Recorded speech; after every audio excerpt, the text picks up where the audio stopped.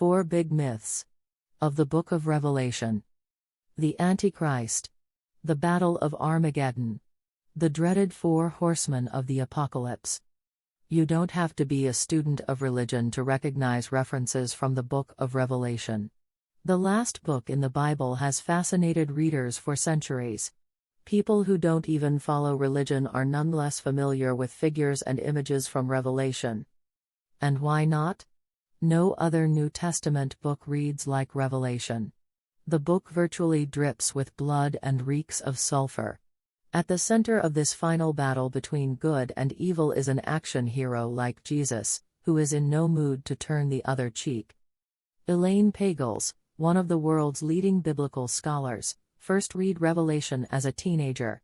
She read it again in writing her latest book, Revelations, Visions, Prophecy and Politics in the Book of Revelation. Pagels' book is built around a simple question: what does Revelation mean? Her answers may disturb people who see the book as a prophecy about the end of the world.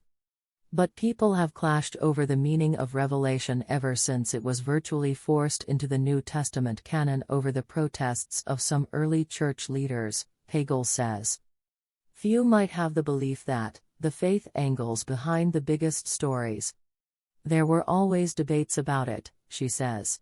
Some people said a heretic wrote it. Some said a disciple. There were always people who loved and championed it. The debate persists. Pagels adds to it by challenging some of the common assumptions about Revelation. Here are what she says are 4 big myths about Revelation. Thanks for watching. Please press the like button, we really appreciate it. Here are the 4 myths of Revelation. 1. It's about the end of the world. Anyone who has read the popular Left Behind novels or listened to pastors preaching about the rapture might see Revelation as a blow-by-blow preview of how the world will end. Pagels, however, says the writer of Revelation was actually describing the way his own world ended. She says the writer of Revelation may have been called John. The book is sometimes called Book of the Revelation of St. John the Divine, but he was not the disciple who accompanied Jesus. He was a devout Jew and mystic exiled on the island of Patmos, off the coast of present-day Greece. He would have been a very simple man in his clothes and dress, Pagels says. He may have gone from church to church preaching his message. He seems more like a traveling preacher or a prophet. The author of Revelation had experienced a catastrophe.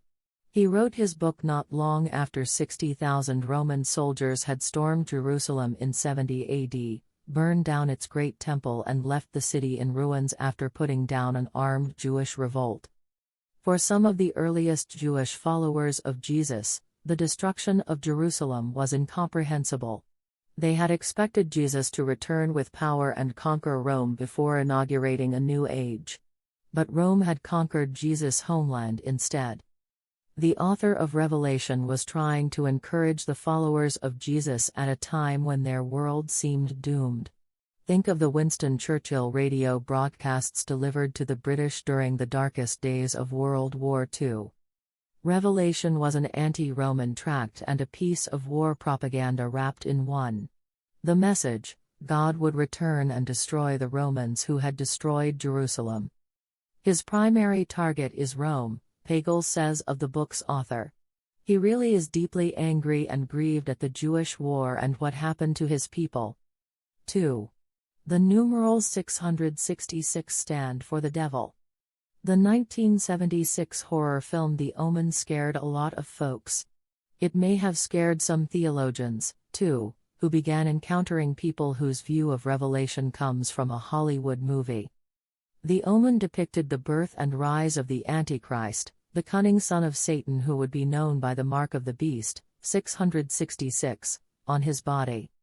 Here's the passage from Revelation that the Omen alluded to. This calls for wisdom. Let anyone with understanding calculate the number of the beast, for it is the number of a person. Its number is 666. Good movies, though, don't always make good theology. Most people think 666 stands for an antichrist-like figure that will deceive humanity and trigger a final battle between good and evil. Some people think he's already here. Pagels, however, says the writer of Revelation didn't really intend 666 as the devil's digits. He was describing another incarnation of evil, the Roman Emperor, Nero. The arrogant and demented Nero was particularly despised by the earliest followers of Jesus, including the writer of Revelation. Nero was said to have burned followers of Jesus alive to illuminate his garden. But the author of Revelation couldn't safely name Nero, so he used the Jewish numerology system to spell out Nero's imperial name, Pagels says.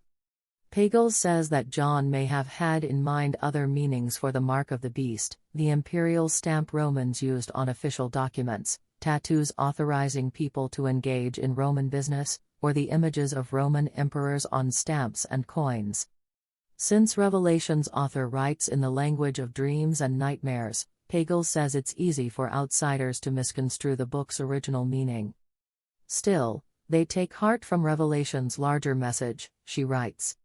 Countless people for thousands of years have been able to see their own conflicts, fears, and hopes reflected in his prophecies. And because he speaks from his convictions about divine justice, many readers have found reassurance in his conviction that there is meaning in history, even when he does not say exactly what that meaning is, and that there is hope. 3. The writer of Revelation was a Christian. The author of Revelation hated Rome, but he also scorned another group, a group of people we would call Christians today, Pagels says. There's a common perception that there was a golden age of Christianity, when most Christians agreed on an uncontaminated version of the faith. Yet there was never one agreed upon Christianity. There were always clashing visions. Revelation reflects some of those early clashes in the church, Pagels says. That idea isn't new territory for Pagels. She won the National Book Award for the Gnostic Gospels, a 1979 book that examined a cache of newly discovered secret Gospels of Jesus. The book, along with other work from Pagels, argues that there were other accounts of Jesus' life that were suppressed by early church leaders because it didn't fit with their agenda. The author of Revelation was like an activist crusading for traditional values. In his case, he was a devout Jew who saw Jesus as the Messiah. But he didn't like the message that the Apostle Paul and other followers of Jesus were preaching. This new message insisted that Gentiles could become followers of Jesus without adopting the requirements of the Torah. It accepted women leaders, and intermarriage with Gentiles, Pagels says. The new message was a lot like what we call Christianity today. That was too much for the author of Revelation. At one point, he calls a woman leader in an early church community a Jezebel. He calls one of those Gentile-accepting churches a synagogue of Satan. John was defending a form of Christianity that would be eclipsed by the Christians he attacked, Pagels says. What John of Patmos preached would have looked old-fashioned, and simply wrong to Paul's converts, she writes. The author of Revelation was a follower of Jesus, but he wasn't what some people would call a Christian today, Pagels says. There's no indication that he read Jesus' Sermon on the Mount or that he read the Gospels or Paul's letters, she says. He doesn't even say Jesus died for your sins. 4. There is only one book of Revelation. There's no other book in the Bible quite like Revelation, but there are plenty of books like Revelation that didn't make it into the Bible, Pagels says. Early church leaders suppressed an astonishing range of books that claimed to be revelations from apostles such as Peter and James. Many of these books were read and treasured by Christians throughout the Roman Empire, she says. There was even another secret revelation of John. In this one, Jesus wasn't a divine warrior, but someone who first appeared to the Apostle Paul as a blazing light, then as a child, an old man and, some scholars say, a woman. So why did the revelation from John of Patmos make it into the Bible, but not the others? Pagels traces that decision largely to Bishop Athanasius, a pugnacious church leader who championed revelation about 360 years after the death of Jesus. C was so fiery that during his 46 years as bishop he was deposed and exiled 5 times. He was primarily responsible for shaping the New Testament while excluding books he labeled as hearsay, Pagels says. Many church leaders opposed including Revelation in the New Testament. Athanasius's predecessor said the book was unintelligible, irrational and false. Athanasius, though, saw Revelation as a useful political tool. He transformed it into an attack against Christians who questioned him. Rome was no longer the enemy, those who questioned church authority were the antichrists in Athanasius's reading of Revelation, Pagels says.